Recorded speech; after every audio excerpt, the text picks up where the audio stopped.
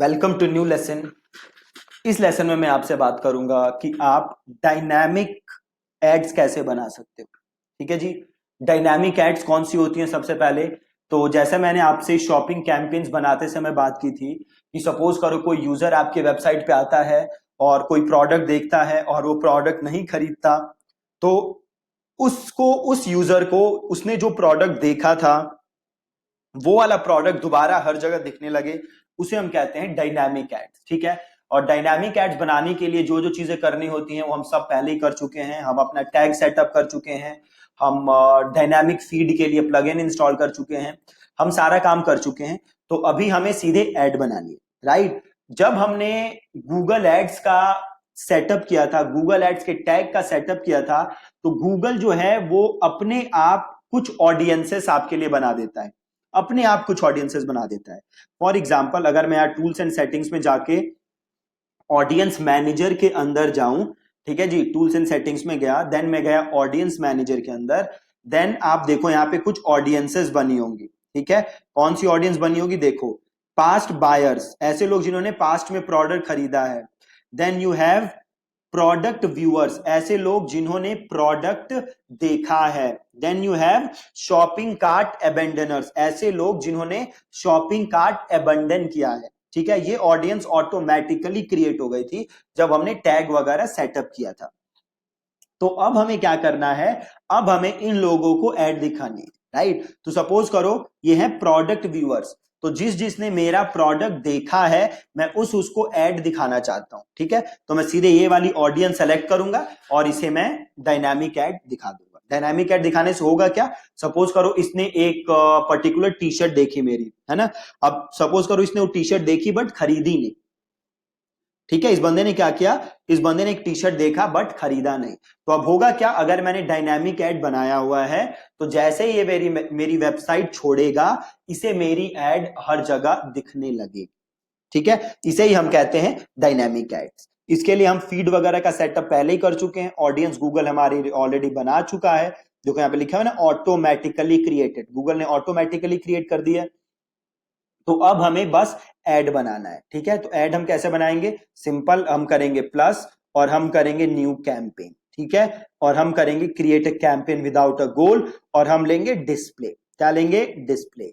और standard display campaign, यहां पे कुछ लिखने की जरूरत नहीं है, आप इसे सिंपल कर दोगे कॉन्टिन्यू और यहां पे लिख दोगे नाम। तो लिख देता हूं मैं डायनामिक एड, और सपोज मैं पूरे इंडिया में दिखाना चाहता हूं, यहां मुझे करना नहीं कुछ, लैंग्वेज में सारी छोड़ देता हूं। बिडिंग मैं यहाँ पे कर देता हूँ सेटअप बिड डायरेक्टली, और एनहांस सीपीसी को हटा दो। यहाँ पे हमें रखना है मैनुअल सीपीसी। डेली कितने खर्च करना चाहते हो? से मैं करना चाहता हूँ 1000 रुपए। डिलीवरी मेथड में रखूंगा स्टैंडर्ड। देन मैं आऊंगा एडिशनल सेटिंग, एड रोटेशन से में रख दूंगा, एड शेड्यूल में ऐसे ही छोड़ दूंगा, एंड डेट छोड़ दूंगा, डिवाइसेस सब पे रखूंगा, फ्रीक्वेंसी कैपिंग में छोड़ दूंगा, कैंपेन यूआरएल मुझे करने की जरूरत नहीं है।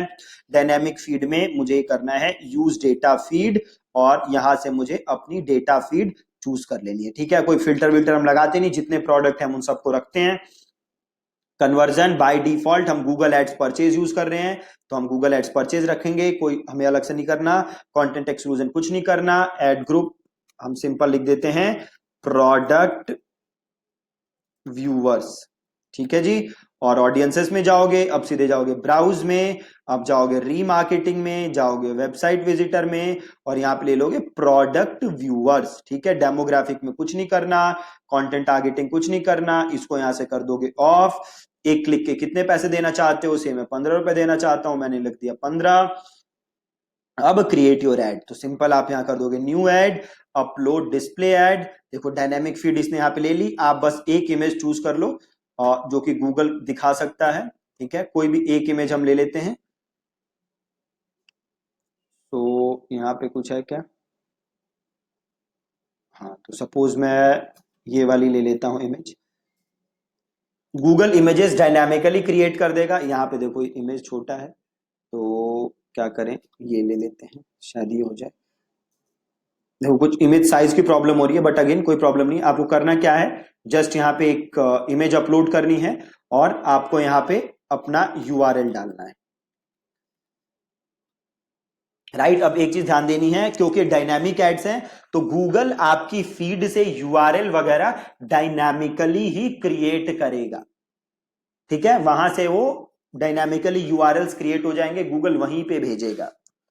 गूगल इस यूआरएल पे नहीं भेजेगा, जो यूआरएल वो डेटा फीड से ले रहा है गूगल उसी यूआरएल पे यूजर्स को भेजेगा। तो आपको कोई टेंशन लेने की जरूरत नहीं है। सिंपल यहां से एक फाइल अपलोड करनी है, यहाँ पे अपने होम पेज का लिंक डाल दो, यहाँ पे आप अपना यूआरएल डाल दो, होम जो एक फाइल डाल दो, कोई भी एक इमेज डाल दो। अभी साइज की प्रॉब्लम हो रही थी इसलिए दिक्कत हो रही थी। यहाँ पे आप क्लिक करोगे सपोर्टेड साइजेस एंड फॉर्मेट, तो ये अलग अलग साइज की इमेजेस हैं जिसमें से आप कोई भी साइज की इमेज चूज कर सकते हो। ठीक है, और उसके बाद आपको सिंपल करना है क्रिएट कैंपेन। ठीक है जी, सिंपल यहां से करोगे क्रिएट कैंपेन तो आपकी डायनामिक एड क्रिएट हो गई। ठीक है, फिर अब क्या होगा, कोई भी आपका प्रोडक्ट देखेगा उसे छोड़ के किसी और वेबसाइट पे जाएगा तो उसे आपकी एड दिखने लगेगी। बहुत ही ज्यादा सिंपल। ठीक है जी, तो ये था आपका डायनामिक एड। अगेन इसके लिए जो मेजर काम था वो हम पहले ही कर चुके हैं, अपना फीड सेटअप, टैग सेटअप, तो ये करने में आपको बहुत ही ज्यादा कम समय लगेगा। ठीक है, thank you so much for watching this lesson.